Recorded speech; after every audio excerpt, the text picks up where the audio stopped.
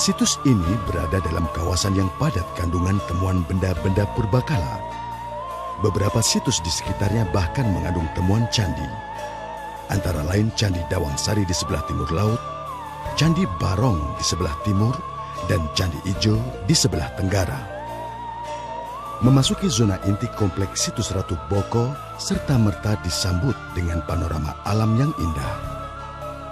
Lokasi yang berdiri di atas perbukitan berketinggian 196 meter di atas permukaan laut, tampak dari sini Candi Prambanan dengan hamparan panorama persawahan yang indah. Dilatar belakangi Gunung Merapi tampak nun jauh di sebelah utara.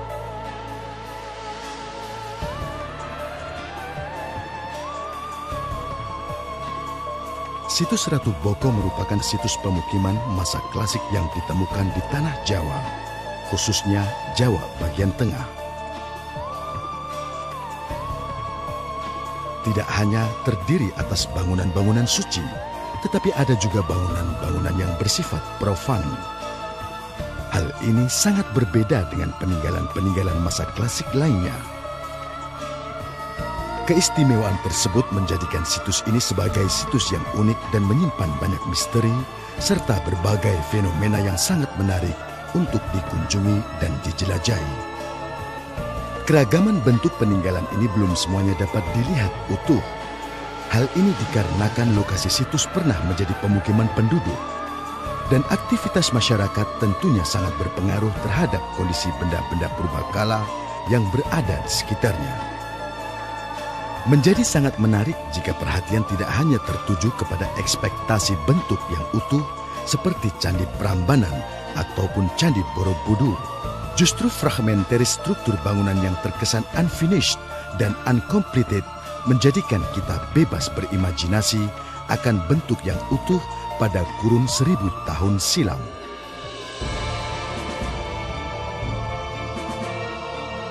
Jejak sejarah situs Ratu Boko yang bercorak Hinduisme dan Buddhisme dimulai dari abad 8 Masehi. Situs ini pada mulanya merupakan sebuah kompleks wihara. Seperti tersebut dalam prasasti tahun 792 Masehi yang menandai peringatan berdirinya Abaya Giri Wihara atau wihara di atas bukit yang damai oleh Rakai Panangkaran. Ia adalah seorang raja dari kerajaan Mataram kuno yang juga membangun Candi Kalasan. Sifat Buddhisme dalam jejak kepurbakalaannya diindikasi melalui temuan reruntuhan stupa, prasasti emas, stupika-stupika, dan 3 buah arca Dhyani Buddha. Kompleks Ratu Boko berubah menjadi kediaman penguasa Hindu yang bernama Rakai Walengpu Kumboyani atau Sri Kumbaja. Ini didasarkan temuan prasasti Ratu Boko yang diantaranya berangkat tahun 856 Masehi dan 3 buah prasasti mengandung keterangan tentang pendirian lingga. Lingga adalah perwujudan Siwa, yaitu dewa tertinggi dalam pemujaan Trimurti. Corak Hinduisme diindikasikan melalui temuan-temuan berbentuk yoni, 3 buah miniatur candi, arca Durga, serta arca Ganesha.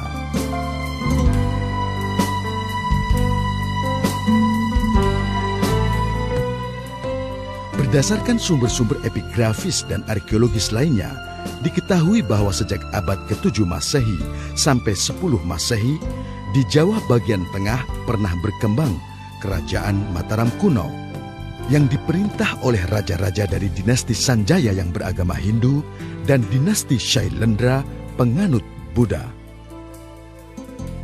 Dinasti Shailendra memegang kekuasaan kira-kira 1 abad, antara 750 Masehi sampai dengan 850 Masehi.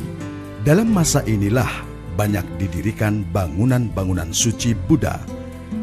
Di antaranya Candi Kalasan yang didirikan oleh Tejapurna Pana Panangkaran pada tahun 778 Masehi yang juga pendiri Abaya Giri Wihara yang sekarang disebut situs Ratu Boko.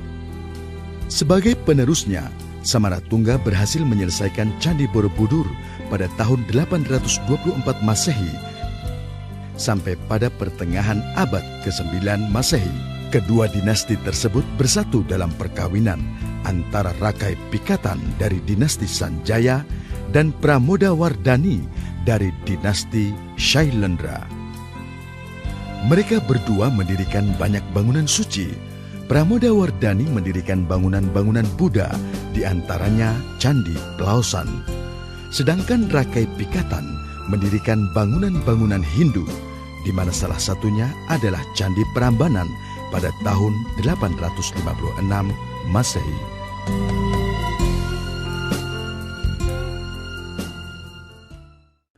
Situs Ratu Boko untuk pertama kalinya diketemukan oleh Van Buchholz pada tahun 1790.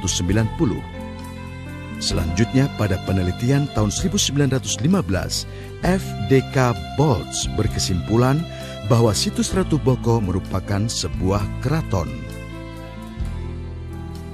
Pencatatan, penelitian, dan pemugaran terus dilakukan pada masa penjajahan Belanda dan Jepang sampai pada masa pemerintahan Republik Indonesia. Tahun 1950 pemugaran dilanjutkan dan pada tahun 1952 Gapura Utama pertama selesai dipugar dan Gapura Utama kedua selesai di tahun 1954.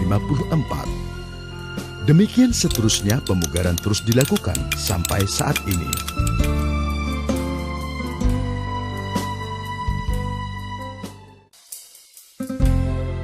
Gapura.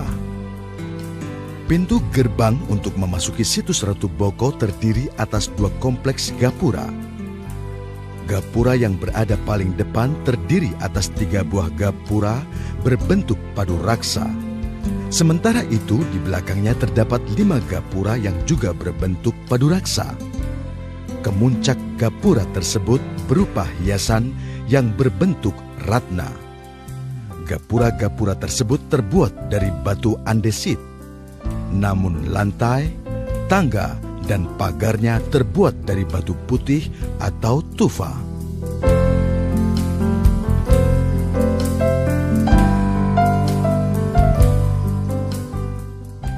Candi Batu Putih. Bangunan ini ditemukan di sebelah barat laut Gapura yang berada paling depan, yaitu Candi Batu Putih. Disebut demikian karena seluruh komponennya terbuat dari batu putih. Namun, candi ini tidak dapat diketahui lagi bentuk utuhnya. Bagian yang tertinggal hanya batur atau show basement sampai dengan kaki candi. Candi tersebut tidak memiliki tangga, maka diperkirakan bahwa pada masa lampau digunakan tangga yang terbuat dari kayu.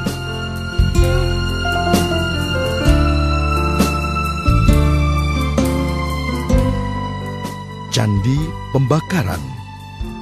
Sebutan ini didasarkan pada penemuan abu yang terdapat di sumuran candi.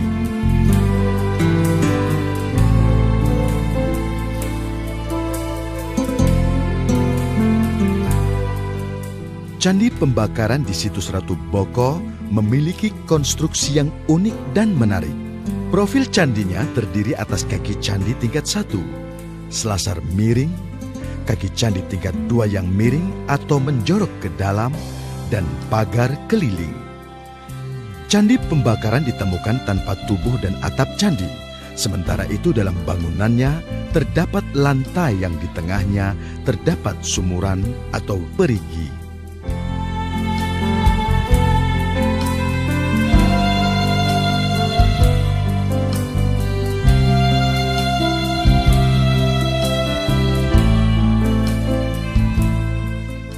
Sumur Suci.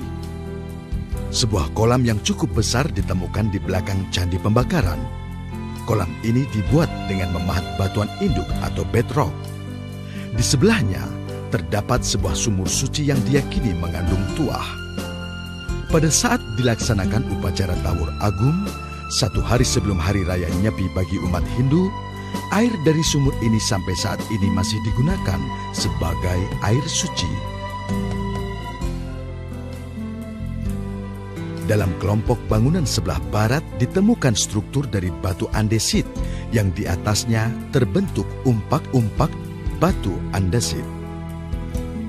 umpak berjumlah 30 buah tersebut membentuk pola persegi panjang. Diperkirakan berfungsi sebagai landasan tiang kayu penyangga bangunan. Selain itu, di sebelah selatan struktur yang memiliki deretan umpak, terdapat 2 batur batu yang disebut paseban.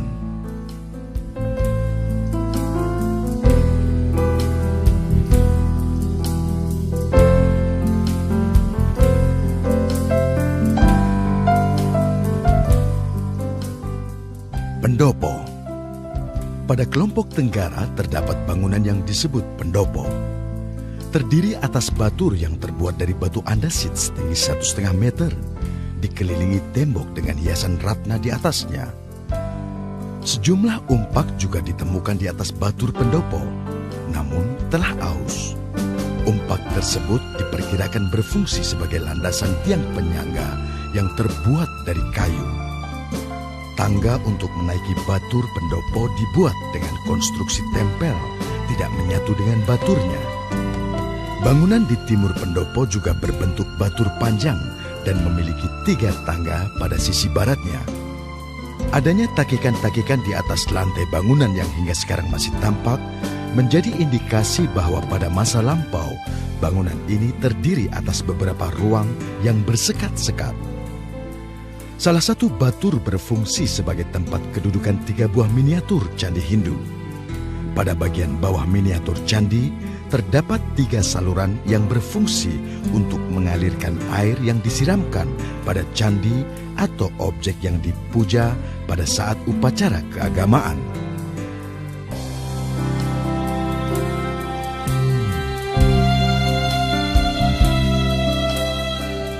Kolam. Di sebelah timur pendopo, pada teras yang lebih rendah, terdapat komplek kolam. Berdasarkan bentuk denahnya, komplek kolam terdiri atas 2 kelompok. Kelompok yang berada di sebelah utara terdiri atas kolam-kolam berbentuk persegi, sedangkan di sebelah selatan berbentuk bundar. Semua kolam dibuat dengan cara memahat batuan induk atau bedrock. Berdasarkan sisa struktur yang masih terlihat, komplek kolam pada masa lampau dibatasi oleh pagar pada keempat sisinya, serta lorong atau koridor dan gapura sebagai penghubung. Jika diamati dari banyaknya batu berbentuk kumuda atau kuncup teratai putih di sekitar komplek kolam ini, muncul dugaan bahwa batu-batu tersebut adalah hiasan yang terdapat pada atap pagar kolam, seperti halnya kemuncak berbentuk ratna pada atap pagar pendopo.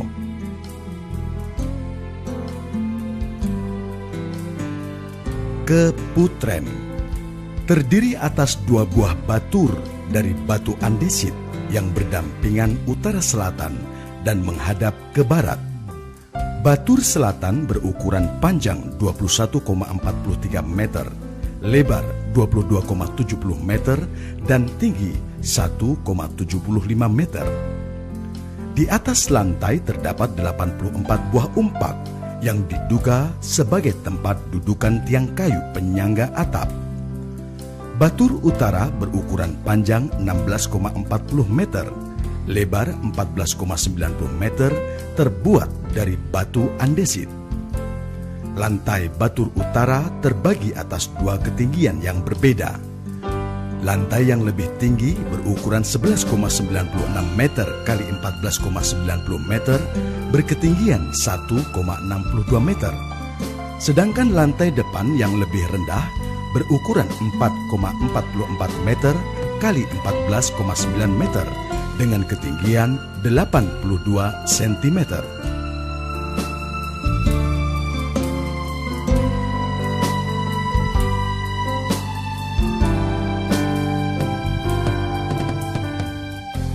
Gua.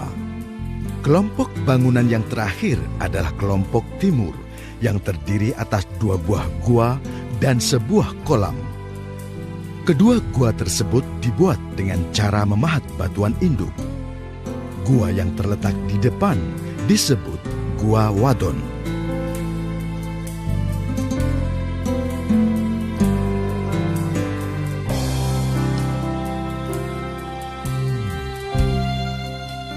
tersebut tingginya hanya sekitar 1,5 meter, sehingga orang harus menunduk ketika memasukinya. Gua Lanang terletak di teras yang lebih tinggi di belakang Gua Wadon. Terdapat jalan berundak kuno yang dipahat dari batuan induk. Sebuah kolam berada tepat di depan mulut Gua Lanang. Ukurannya 1,9 kali 1,26 meter dengan kedalaman 1,25 meter dan pada dasar kolam terdapat lingga di atas pelapik.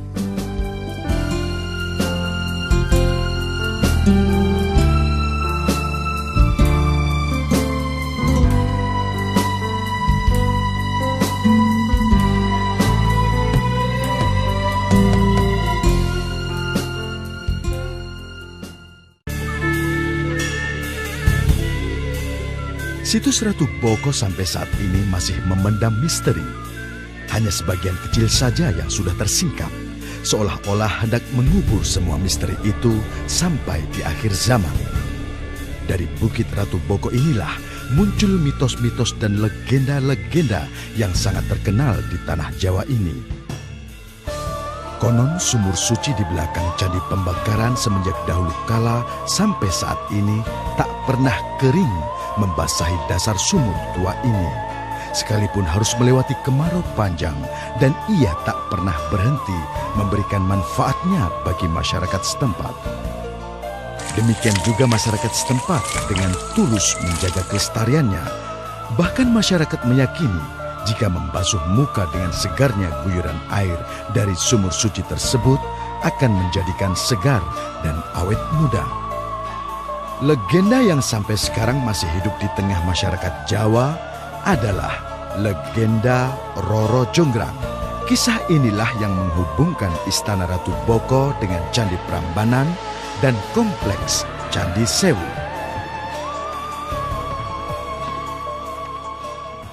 Kisah lainnya berupa sendera tari yang hingga kini di saat-saat tertentu dimainkan di pelataran gapura situs Ratu Boko, yaitu Sumunaring Abaya Giri. Sendera tari ini menceritakan legenda tentang berdirinya Abaya Giri Wihara Ratu Boko.